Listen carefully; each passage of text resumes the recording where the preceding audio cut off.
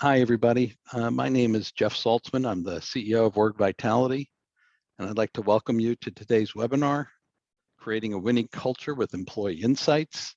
It's going to be presented by Victoria Hendrickson, Dr. Hendrickson. Let me set the stage a little bit here before I introduce her, and then we'll take it from there. So the idea of organizational culture is this amorphous kind of thing. If you ask 10 people what they mean by that, you're likely to get 10 different answers. So Victoria is going to attempt to provide some clarity today on that topic, and not only talking about organizational culture, but also how culture links to performance of the organization day to day. So let me introduce Victoria. Victoria, Dr. Hendrickson, joined Org Vitality in 2013 and quickly made such a meaningful impact that she was made a partner in the firm. She works in the area of employee and customer surveys, along with linkage research. Victoria has a specialty, though, in comment research and has essentially redefined the whole field of comment analysis. Instead of looking at the simplistic notions of sentiment, are people happy or unhappy, she looks at and has figured out a way to look at what's important in comments. And she developed an AI algorithm to track down the most useful comments from an employee survey, one that's been validated now in over a dozen languages so far. Victoria is the author of Needle in the Haystack, Finding and Acting Upon the Most Useful Comments as well. It's a book that you can buy online. And Victoria has a PhD in organizational behavior from Alliant International University. So I'm sure we're going to hear a very interesting and insightful presentation from her today. Before I turn it over, let me also say, though, that don't feel like you have to take copious notes as she goes through the material. We will be sending out slides at the end of the presentation. There is also a short questionnaire at the end of the presentation, and if you wouldn't mind filling that out, it helps us from the standpoint of continuous improvement in terms of length and time of the day and the topic and so forth. So please take time to fill out the survey. There's also, by the way, going to be a recording of this presentation on our website. So if you give us a few days, if you go to our website and want to share this with anybody else, the presentation will be located on the website. And with that, let me turn it over to Victoria. Excellent. Thanks so much, Jeff. And thanks everyone for attending today. It's great to see so many of you on the phone. Lots of familiar, I suppose not faces, but names and faces with those, as well as some new folks. So looking forward to speaking with you all today. About to dive in here. Last thing I would say as I do so is questions. We should have plenty of time at the end for questions. So please note those in the Zoom chat as we go through. I'd love to get to those. If for some reason we don't, I am known to talk a bit. I'll certainly follow up with each of you individually and make sure we get those covered off.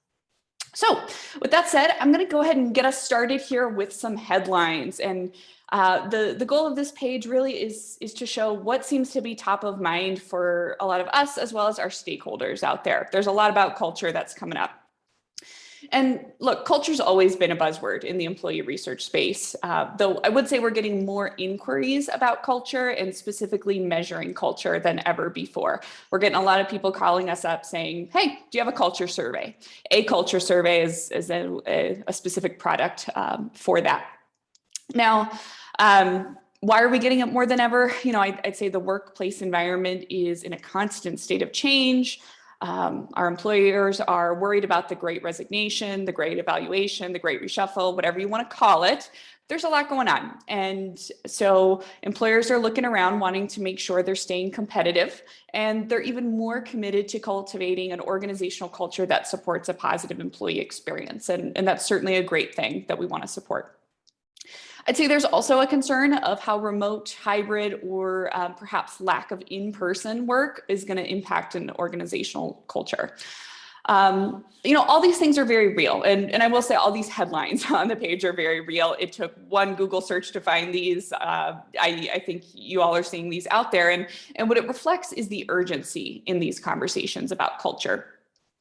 And I want to reflect a bit of a dichotomy here. It is important, and there is a greater urgency now, but I'd also want to emphasize that culture and the need to have a good culture aren't new. And, your culture is going to be there whether you pay attention to it or not. So this is not a new issue and, does not involve reinventing the wheel here. Culture has been super critical for organizational effectiveness and success for a long time, and it's going to continue to be, hopefully after these kind of chaotic times we're in. So, in terms of balancing some of these headlines here, I would say that remote work and the uncertain times we're in might change some of the way our culture efforts show up, but they shouldn't change your culture. If you value ethics, things like trusting your employees to make good decisions, those things should be reinforced whether your employees are in an office, whether they're remote, whether they're hybrid, no matter what's going on in the world. Your culture is your culture. Remote work or different contexts might just make it take a more conscious effort to bring these things forward, or perhaps change some of the context around it. So the first piece of advice to frame up here is if you have leaders that are eager to jump on the culture bandwagon, that's great. Whatever it takes to get them there, we'll take that. But it's important to start to emphasize the lasting importance of culture. This isn't a timely initiative. This isn't because everyone else is doing it, but this is a foundational aspect of your company that needs to be designed, evaluated, and reinforced constantly, just like your strategy. So we want to make this a lasting thing, not a pandemic or great resignation kind of thing here. So to frame up our approach today, we're going to talk about a couple of things to kind of lay the groundwork, and then we'll get into some case studies and of course some culture models. But I want to start with what we mean by culture. I referenced a minute ago, people come to us asking for a culture survey. They'll call and say, what's your culture survey? Can I see the questions? And the answer is yes, we do that kind of work, but we can't just throw over a set of generic items and guarantee that you're going to improve your culture. As most of y'all on the phone know, culture is foundational. It's an enduring aspect of your organization. So unfortunately, a one-size-fits-all approach just isn't going to work. And I think a lot of us, unfortunately know that in our hearts that it just doesn't work that way. So for those of you hoping for perhaps a silver bullet or the brand new culture model that will work for everyone, I don't have that today. But what I do have, rather than the quick fix, is more of a lasting approach. What I'd like to share with you today is our approach to thinking about these things, how we use different kinds of sensing programs to draw out actionable culture information, and we'll share some of the structures that we found to work really well in our research. So to frame that up, we're going to start by breaking down what culture is and how employee sensing can help. I want to reflect that a lot of you on the phone today are clearly experienced practitioners. I know that you all know what culture is, but I do think the definitional pieces are important since the word culture is thrown around so broadly. I think a lot of our stakeholders use the term in some pretty broad ways. So it's important for us to operationalize what we mean by culture so that we can effectively measure and support that. And then, of course, when we define what we mean by culture, we want to talk about, what are we trying to do with that culture? And that's where we can get into a very targeted sensing program that can support your goals. So getting started with some of these broad questions to help us operationalize what we're doing here, starting with what organizational culture is. I really like the Ed Schein definition of organizational culture in terms of the principles, ideologies, values, beliefs of an organization. That's what it is. What does it do? It influences the way people interact with each other and behave outside of the company. Another way I like to put it is, Scott Brooks's definition of the stories people tell when leaders leave the room. It's not just what's on your website and, what do we aspire to be, but how do we talk about things over a beverage of choice? I think those are the kind of enduring pieces of culture that, kind of seep in and folks remember. What organizational culture is not. this year's new initiative. I think there is a lot of energy around culture right now. And again, that's great. I don't want that energy to go away. But often, when there's a lot of energy around new topics, it's fleeting. It comes and it goes. And organizational culture is going to be there whether you pay attention to it or not. So we certainly shouldn't treat it as a fleeting trend. I would also say organizational culture is not employee experience. The two are certainly related. An organizational culture is going to impact the experience of employees, but I would say that employee experience is a lot more individual, whereas culture is shared, it's pervasive, and employee experience is a little bit more up and down dependent on the individual.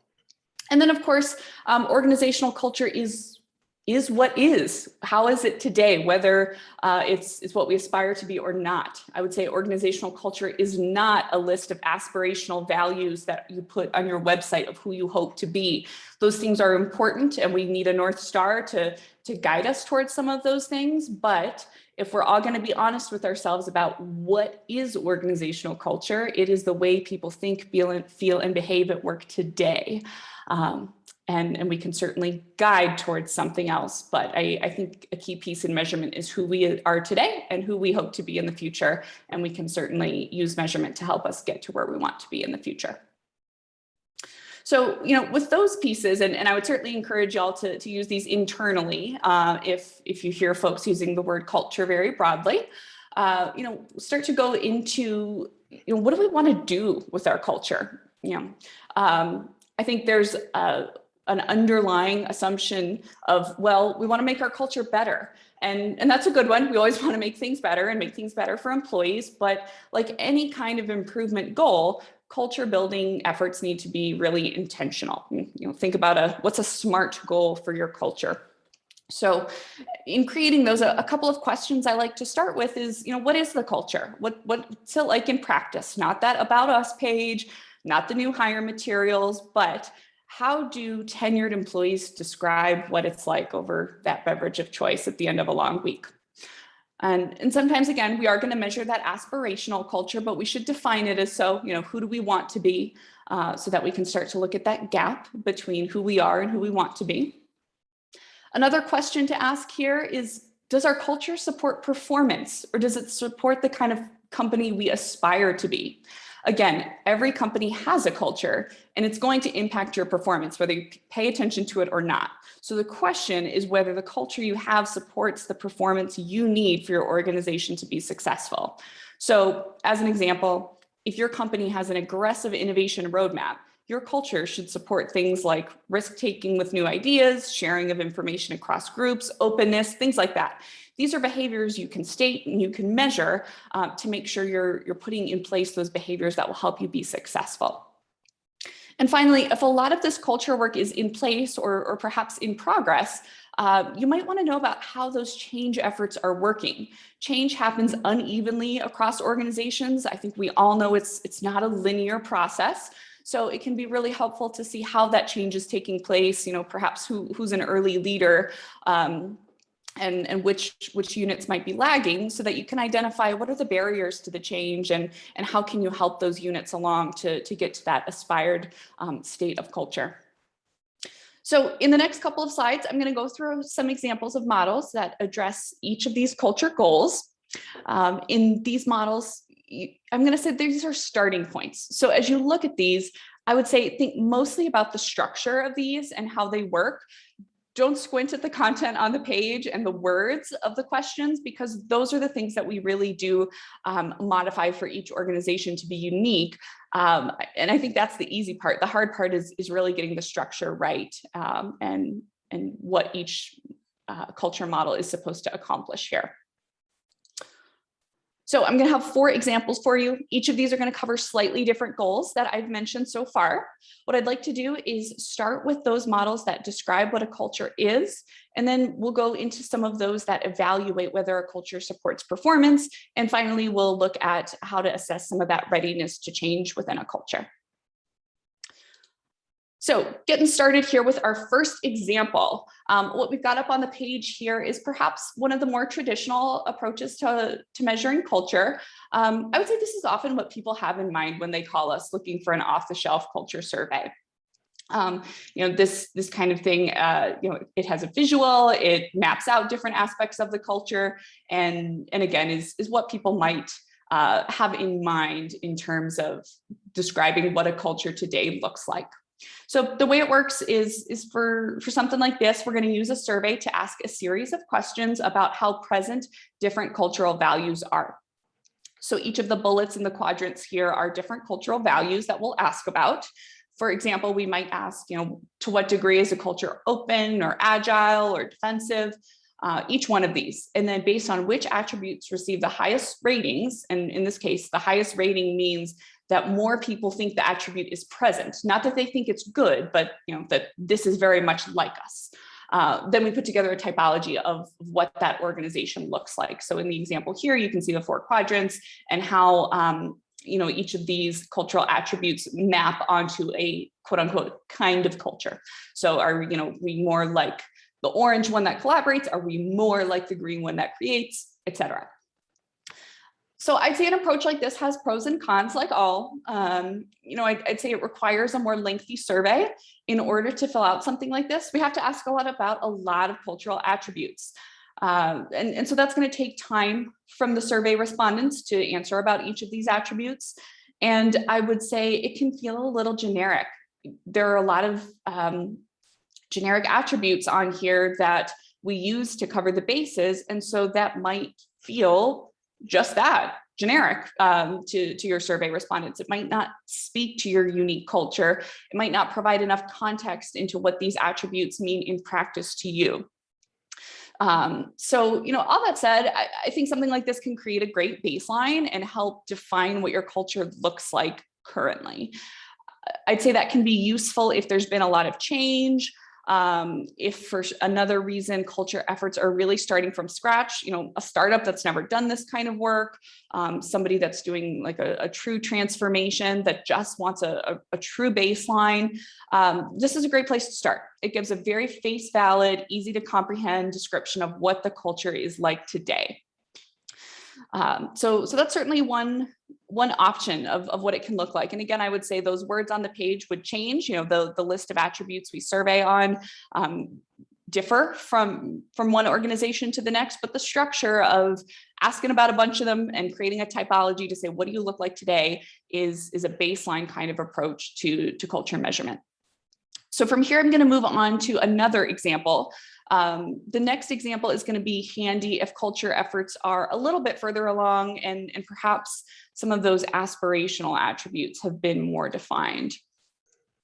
So here on the page now, we've got our slider version. Again, the text is going to be custom to any one organization. But what this model does is it taps into specific cultural attributes. And this one has the benefit of being extra engaging for survey respondents. So with this approach, we identify not just attributes of culture, but what we're doing is we're identifying dimensions of culture where there's kind of a high and a low end. So something like openness or individualism, dimensions that have clear values on a spectrum. So what we would do is we would identify those dimensions that are really key to an organization's culture. And then we program the survey with the questions that are posed as sliders. So the left side is one extreme, like highly individualistic. The right side is going to be the other extreme, like highly team-oriented. The respondent would then move a slider to note where between these values they feel the culture is. And then, of course, this is repeated for a series of those statements. So for something like this, I would say it's great for an organization that's mid-culture change. This helps measure progress from perhaps the old way to the aspirational values. And often we find we're somewhere in the middle, we still have work to go, but there's this sense of progress. Where are we on the way to those aspirational values? This format has some really nice aspects to it, such as being more unique to an organization, which of course makes it more engaging, more folks are likely to complete it. It can feel overly polarized on some dimensions of culture. And what I mean by that is it can feel like there's a right or wrong answer to a lot of these, which is certainly not the goal. But if you have something like openness versus closedness, even if the culture isn't totally open, folks tend to have a sense of maybe what the right answer is or what the right answer should be. And in some cases, it can feel overly leading. So We try to balance out a lot of those mechanics in terms of balancing out the extremes, but it is one thing to keep in mind with those kinds of slider scales. All right, so moving on to a different kind of model here. This next one we've got is not to describe the attributes of what the culture is like, but whether it's effective, whether it is going to be supporting performance. So the model on the page is the model of organizational vitality. It's described in Creating the Vital Organization by Jeff Saltzman and Scott Brooks. The idea here would be to measure each of the attributes in the bubbles. And as you can see from the two circles, you'd measure them in both future orientation and current performance orientation. The idea being that each of these aspects works towards driving a high performance culture. And we found that this content works really well in terms of these topics, but this general approach can be adapted to other content as well. The idea being to choose the attributes that support performance and to measure those. So, what I would say here is, if you use the vitality model, that's excellent. But if you've done internal research into what factors lead to high performance in your company, the best thing you can do would be to measure each of those indicators and to measure those in groups and subgroups across your organization to drive those forward. And one of the pros of a model like this is that comes with an enormous amount of credibility. These aren't just nice to haves. These are attributes that we know drive performance specific to this organization. We find that leaders are often very bought into and attached to a model like that they know drives performance. All right. Final example here, and this is related to change. So, aside from the culture itself, we've talked about the importance of measuring the change of culture. So if you have a culture change underway, you want to measure not just those cultural attributes, but you want to measure that change process. Since culture is such a foundational piece of an employee's experience, that culture change is going to be quite impactful to each employee. So here, this message performance future model is going to assess that readiness to change. This model is also found in Creating the Vital Organization, if folks want to read more about it. And here what we do is we assess the message. Do people understand the message or the change? Are they on board with it? We also look at performance. Do they have what they need to make that change? If we want to focus on quality, do they have the time, material, information to focus on quality? Or do they have barriers to that? And finally, future. Do they see that end state? Do they see why they're going through this change process, and are they bought into that? If folks see that benefit of the change, they're going to put a lot more energy into this and drive that culture change along. So, altogether, each of these support a successful transition or change. However, just one piece of this is kind of like a three-legged stool with a wobbly leg. In our research, the patterns of some of these have been, if you have performance with message, but if you're low on the future orientation, you can have unhappy employees and see more turnover. If you have performance with the future, but if you're low on the message, you have more chaos, changing priorities. No one's really sure what they're supposed to be working on. Just really a lack of clarity. And if you've got the message in the future, but if you're low on performance, frankly, we see poor quality, poor service, unhappy customers. So as you can see, it would be really important to have all three of these in place to successfully make that change stick. So what we find is adding something like this to any one of the models I've shown you already can be really helpful so that we know which are the cultural attributes to work on and what are any of those potential barriers to the change itself. That helps us create a much more complete approach to how we're going to derive some of that culture change forward. So those are some of the examples of the approaches we lean on when we're surveying about culture. Now I'm going to spend some time going through two recent case studies. They're both within the last 2 years, so similar context to what any of you might be experiencing right now. And I'm going to show how we do start with these models in place, but what we do is we customize the approach for specific needs, and we really focus on how we roll out that data so that we're not just collecting data, but we're using that data to inform that culture change moving forward. So our first case study here is perhaps one of the more proactive ways we see measurement around culture change. And in some cases, it's kind of an ideal step-by-step sort of change. In this case, we're talking about a global organization that's been working through some different employee listening systems for many years. So they're sophisticated with surveys, they're sophisticated with the action planning cadence and really bringing a lot of listening systems together. So they were able to take in, frankly, a pretty detailed measurement system and roll it out over a longer period of time. So the impetus here is they had a new CEO come in, and as part of that CEO's vision, they wanted to work on a culture shift. The CEO said that to meet market needs, they needed to modernize the organization, move a little faster, so some of these culture change aspects were behaviors that would help them do that, help them modernize, move faster, and move more at the pace of their customers, frankly. So the process here was really thorough. We knew that this was going to be a culture shift that cascaded throughout the organization for years to come. This wasn't a quick, hey, we've got a new value to work in. This was, we are largely going to change the way we work together. And this is going to be, for some time. So we want to do it right. And I will say we had a lot of patience for doing it right, which is really key with this work. So in this case, the CEO identified the key factors he wanted to emphasize in order to support the strategic plan and to support those performance goals. Again, those were around meeting customers where they're at. So, some of this was how we work together, but it's really with the eye on performance and how to get things done. So we took those key factors and transformed them into a competency model. That competency model served as the foundation for how the new cultural expectations were described throughout the organization. And then, we used that to create several measures, each had their own purpose. So, I want to pause here and place some emphasis on that competency model. That competency model was informed by key research within that organization as to what factors lead to success. Also some external research, what would help folks move a little faster, meet the customers where they're at.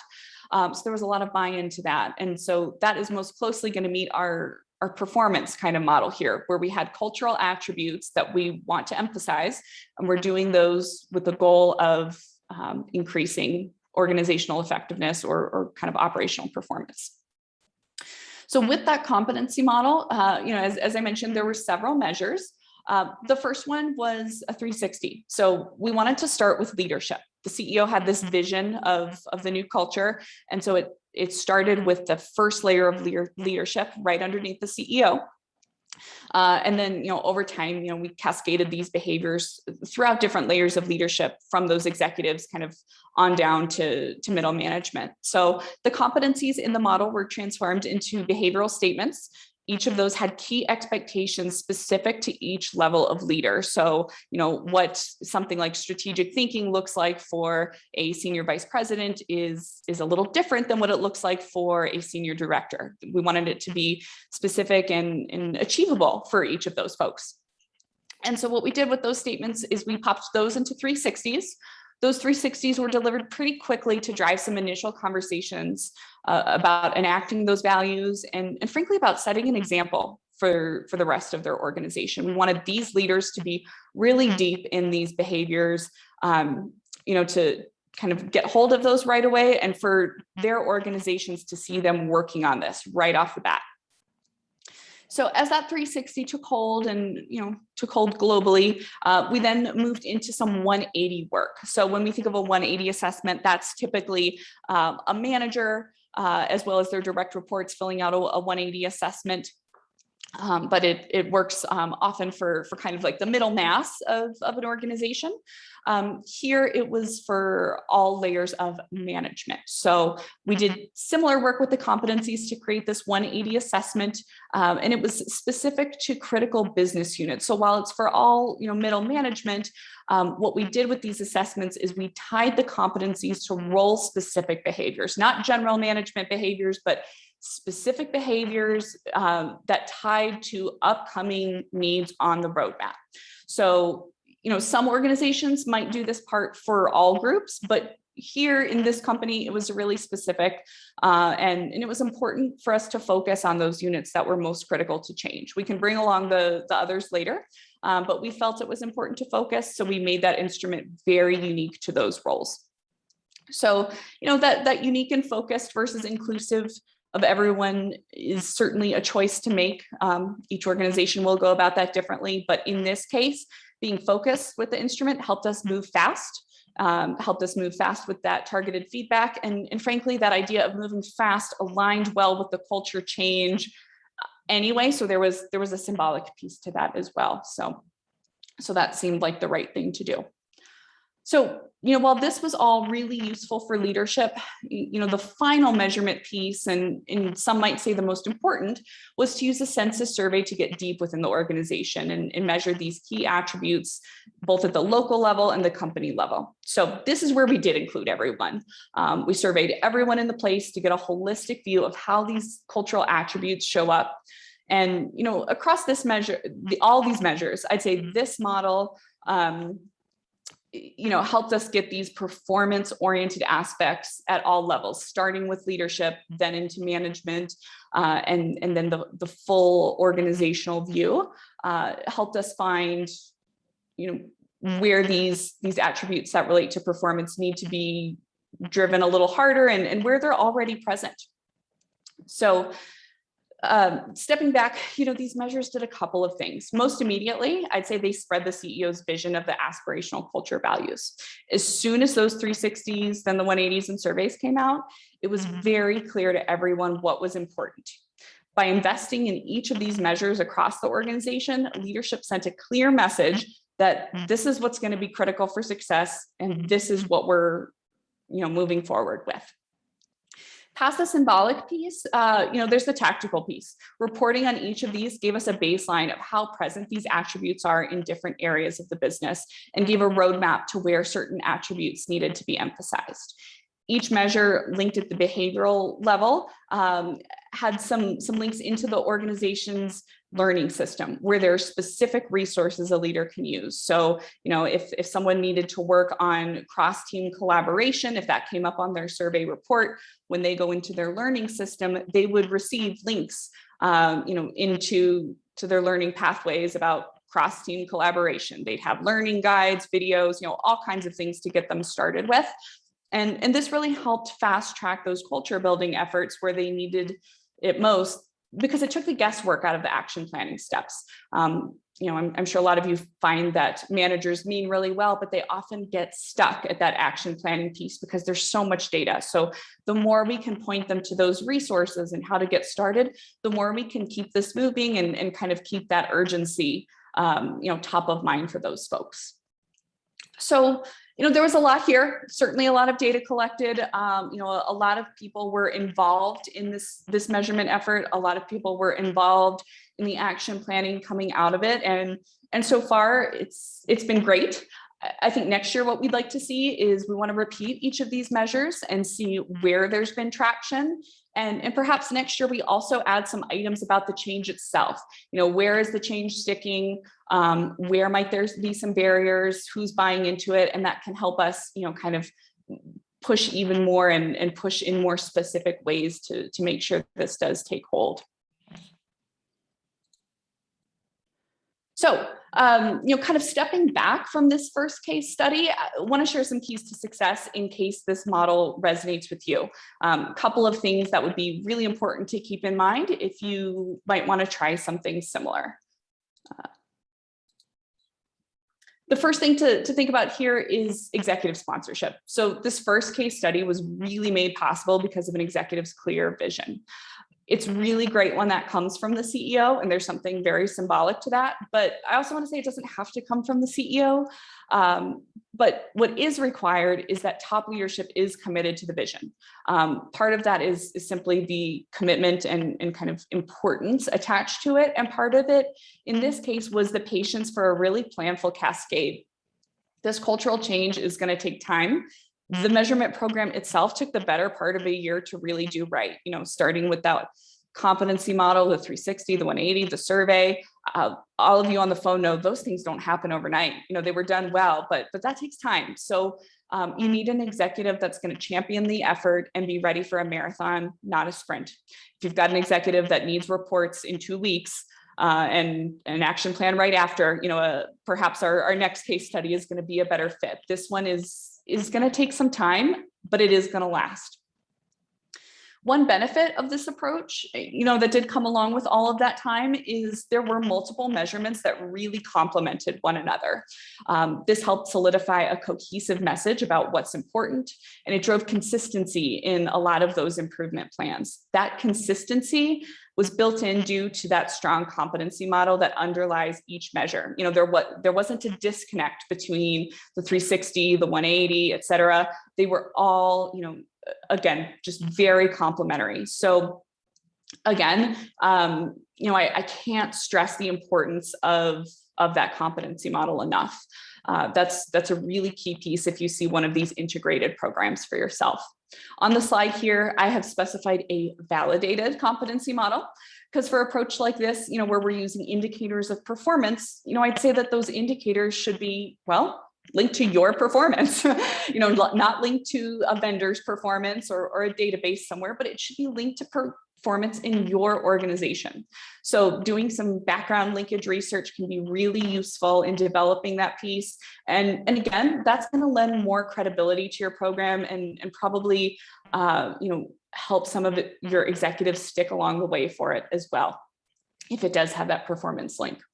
And then, finally, all that's about getting the measurement together, which all of us on the phone really like, but for it really to matter to your organization, you need action support.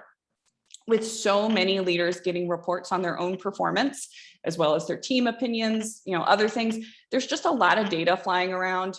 There's a lot of action assignments hitting quickly, and that's on top of a full job for a leader.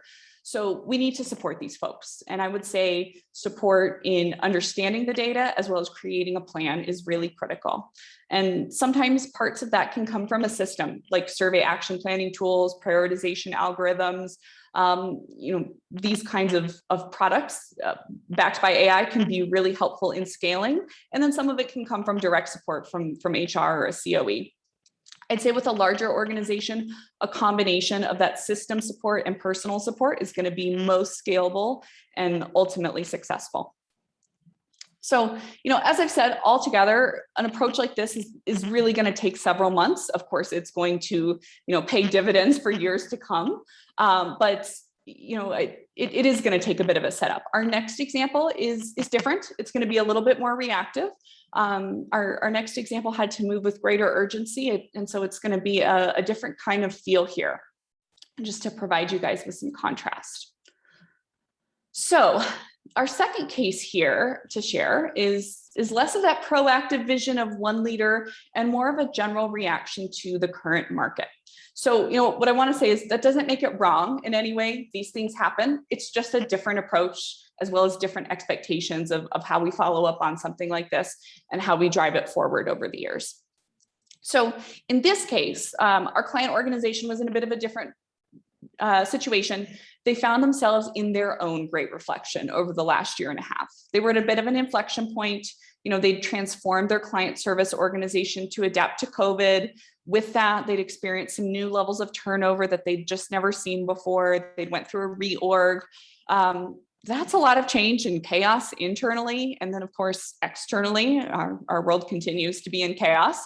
And the job market picked up right as their turnover did. So, folks are seeing headlines of the Great Resignation and seeing that chaos internally.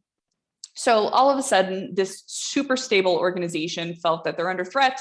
They've got to address it quickly. They've got to get turnover under control and be more competitive in the marketplace. So this happened rapidly. And the main stated goal here, and I would say it came mostly from the head of HR, was they wanted to make sure that their culture supported a good employee experience and would attract top talent to keep that organization competitive in the market. So this is where it certainly feels more reactive. This is less about the performance of the organization and more about the employee experience. So They were worried that their culture was just too stale, would turn off frustrated employees and fail to attract new employees. And they wanted to move to something much more competitive. So they have a bit of that, our old or current state is possibly stale. We need this new and exciting future state to attract new folks. So you might be seeing where we're headed with this second model or second example here on the right in terms of survey model. What the client did was they identified possible cultural attributes that were a barrier to a good employee experience, such as bureaucracy, and then desired states for each of those, such as empowerment in that example. So we identified about 10 of those key indicators, and we created a survey with the sliders on each of those 10 key indicators. We've got current state attributes on one extreme, as well as those aspirational future state on the other. And we released the survey. Respondents were asked to move the sliders to where on the scale their group felt. There were some mechanical things we did to keep those new attributes from looking overly socially desirable. We tried to use a lot of nudges to frame up why we really needed honest feedback and why honest feedback is most critical for us to improve in the organization. So we really hope that kind of moderated a lot of the social desirability feedback. And then this slider survey went out to all employees. So, not a sample, not starting with one layer. We just went out to everybody all at once since we had some urgency here. And what this did is it gave us a picture of where each group was, as well as where the full organization is.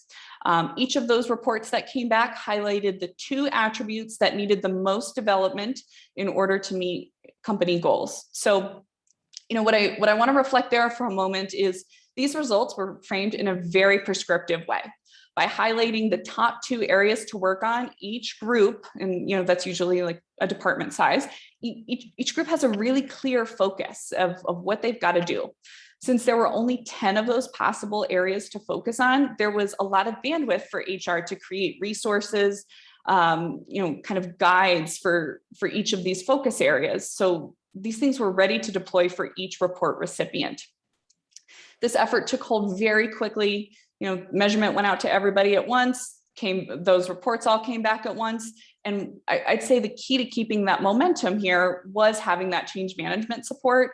We had those ready to go resources available. So as soon as results were ready, people could see these are the 2 things I'm supposed to work on. And, I've got my resources of how I get started on action planning. I know exactly what to do.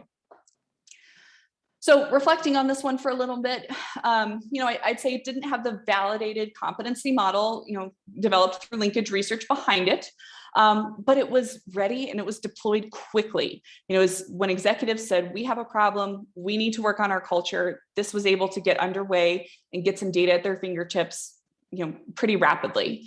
So depending on things like language translations, other mechanics, something like this can happen in more like 1 month than several months, which means we can remeasure this again in another few months to see where there's been progress, where we need to tweak some of those existing action plans, maybe where folks need more resources. We can really keep, using this data to drive impact. Ideally, after we've measured this a couple of times, we can start to link it to other measures and business outcomes, and we can begin to validate that model. But in the meantime, we can use this vision of the future state to move things forward and not wait until we have a greater turnover problem. So, if a model like this one is appealing, I'd say there are a couple of different aspects to keep in mind. One of the clear differences between this and the first one is that clear contrast of the old way and the new way. In the first model, we measured some key performance indicators, but there wasn't really any reference towards the old way. In this way, we literally have a slider between the old stale way and the new and exciting way. I'd say this works really well and can be motivating if there's clear agreement on the need to change and everybody agrees on this future state, and we've defined it. I'd say that can be the case when there are clear external forces at play, as there are in these uncertain times we live in. But if you find yourself without a clear impetus to change, this can be a little more controversial. and if we don't have alignment with the top team, it might not be a fit. Another thing that's really important here is the ability to move quickly. I said that the first case was a marathon, and we needed some executives to stay with us through that marathon. This one is more of a sprint, or perhaps more of a 10K. It's not the full marathon. We need people to align and move quickly. So, I'd say that often that quick timeline is initially really attractive to folks. They say, oh, we can get this done, let's go. What that does mean, though, is there's not as much time for extensive reviews and back and forth. The team has to align quickly, make decisions, and move forward. Again, that's going to work really well if you're already aligned on your goals. But if folks need to see linkage research to build credibility, or if there needs to be some change readiness work across different teams, that does take time and might draw away from something like this. Those are some considerations to get the survey going. I'd say the other two things here that are super important were supporting the action here. And one of those was a buy-in to using a prescriptive action plan approach. Normally, when we give managers survey reports, it can take them weeks to digest the data, chat with their team, create an action plan, talk to HR, et cetera. I think all of y'all on the phone can identify with that. It takes time. This company didn't want to wait so long. They didn't want to wait months. They thought they didn't have that kind of time. They wanted to move forward in a line, urgently. And so here we were able to leverage our action planning algorithm that scales with AI. So, what this algorithm can do is identify where each manager can have the most impact on their action planning. And so there was agreement to use that algorithm to identify which are the items to work on and to link those to action resources. And that took all of the uncertainty away. It also takes away the impulse to work on everything. Often managers are really well-meaning, but they want to improve everything at once, and that can certainly slow things down. So as soon as a manager's report was ready, their next steps were there in black and white, step 1, step 2, and that kept people moving along pretty well here. And then the last thing, to keep in mind here is resources for post-survey support. I will say, I think this is one piece that people really overestimate. They assume they need a lot of nuanced stuff, and they spend a lot of time creating really nuanced things that can kind of buckle under their own weight. And I would say you do need resources, but it's often not as hard as we make it out to be. We find that a combination of resources within the company as well as outside are helpful to folks. And when I say resources outside the company, I mean TED Talks, books, podcasts, things like that about clear organizational topics. Those can be great. I'd say often where things fall down is the cadence of reminding folks. So we find that gently reminding or nudging managers to keep going with their action efforts is more important than the resource itself. That nudge is going to go a lot further than providing one more resource. So we have a couple of ways to encourage this, whether it's using our nudge machine to remind managers who haven't yet logged their actions, or enroll managers in our manager academy where they can get just-in-time micro trainings on what they should be doing. The goal is to keep it top of mind and just to keep managers going every week and keep that effort sustainable rather than getting overly nuanced with what the effort itself is. So, with that, those are just 2 examples of how survey programs and their insights can support culture efforts. I'd say any successful program is going to look a little different than the next. So if each of you on the phone are going to work on a culture survey, I hope each one looks a little bit different. Otherwise, none of yours is optimized.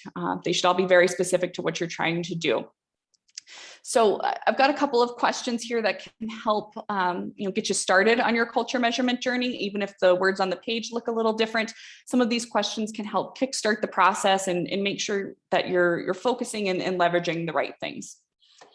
First thing to consider, what's your culture goal? What are you trying to do here? Are you trying to build a culture, maintain a culture, change?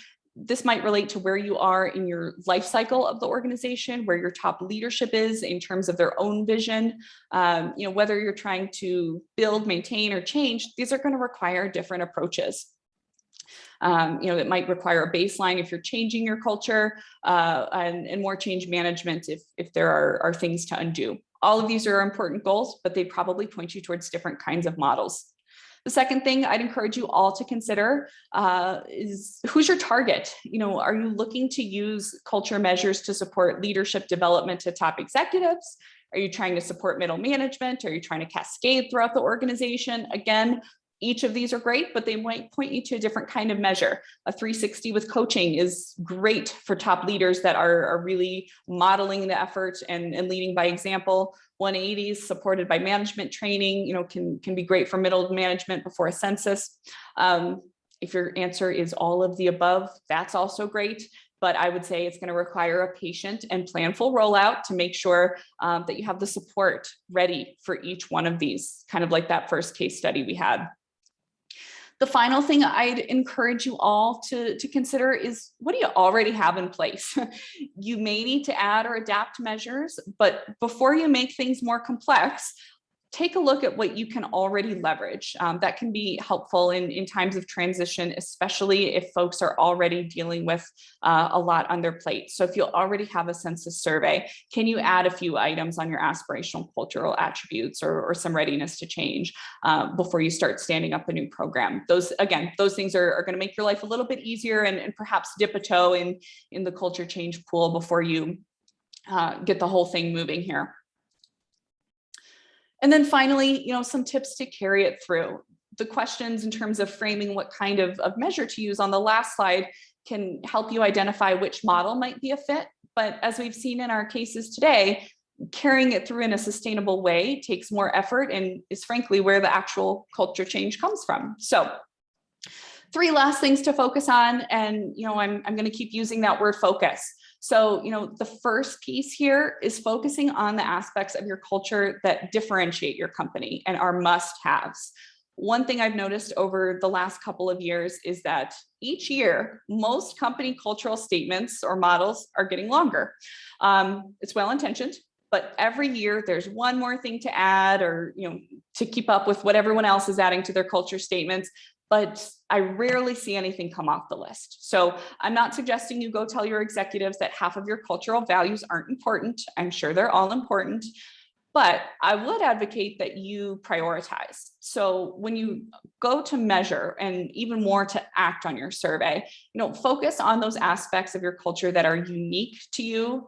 They are must-haves. They, drive your success, and perhaps those that are hard. The ones that are hard are the ones where you can most benefit from feedback. While it might be really fun to survey on the well-established bits, that's not going to drive the same amount of action.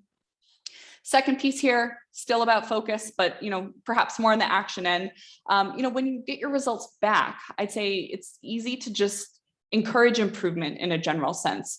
No one's going to argue with that. Say, go work on all these cultural attributes. They make us who we are. But I think most of us on the phone know that a generalized action plan is uninspiring and it's generally doomed to fail. So be specific, and often that means being prescriptive. Tell people what's most important for them to do. You'll find most are really happy to get that kind of prescriptive direction. And finally here, the last piece to really leave you with is integrate these efforts throughout the year. Every year.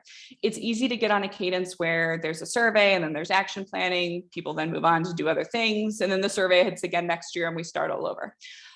It's well-meaning, but it's not going to help you change your culture.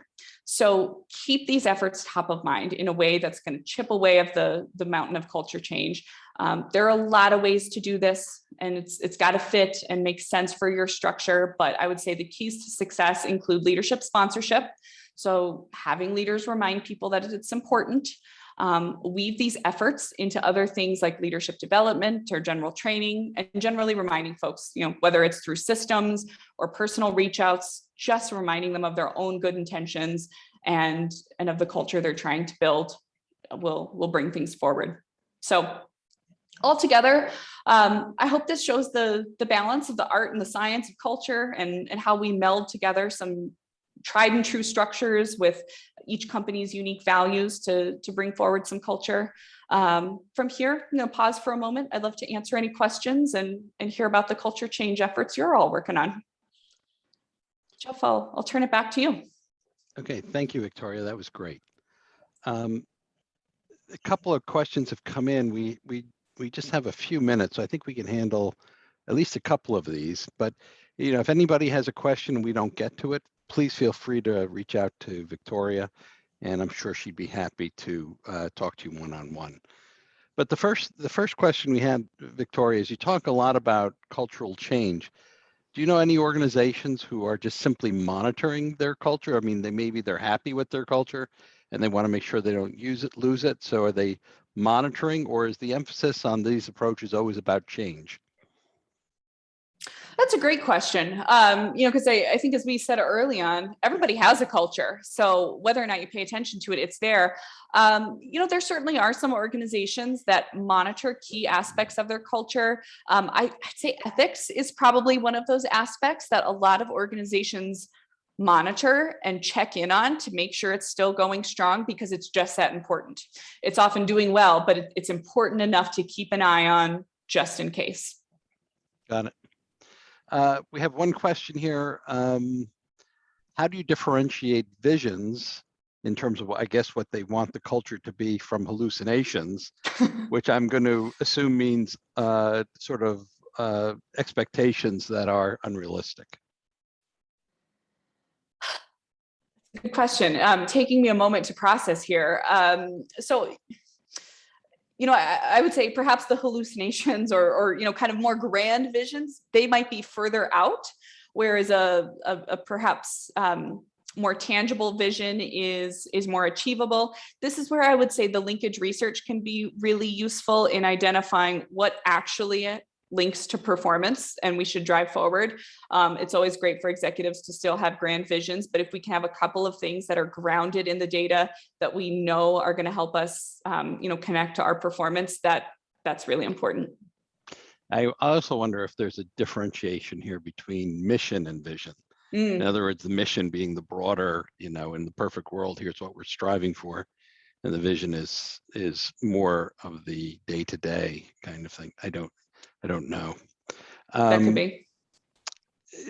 A phrase I often hear, and I think it's talked about, is people need to walk the talk in terms of implementing culture change. Who has to walk the talk, and what does that mean to you?